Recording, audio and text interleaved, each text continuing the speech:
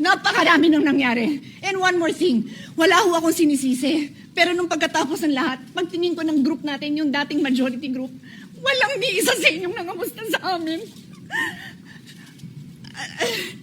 Siguro po, para sa inyong mga wala dito. Pero para sa amin na nandito, napakaraming nangyari. Takot na takot po ako na kailangan ko na magpaalam sa mga anak ko.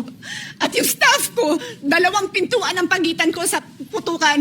Yung staff ko na si Claire, na 20 years na sa akin, nandun siya sa labas. Siya sa 12-year-old son. Kinuwento niya sa akin later na tumatakbo siya, hindi niya alam kung saan siya pupunta. Kaya para sabihin niyo na walang nangyari. Napakasakit para sa aming lahat na nandito. And as I said, 2 pintuan na nagpo-protect sa akin sa putukan.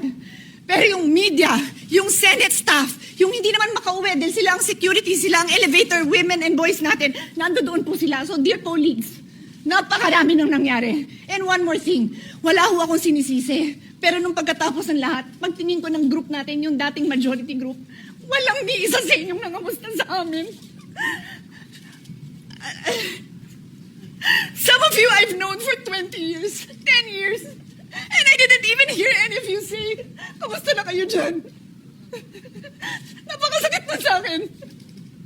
Sobrang sakit. So yun lang ang masasabi ko. Yes, I am very ready to share my story, to ask questions.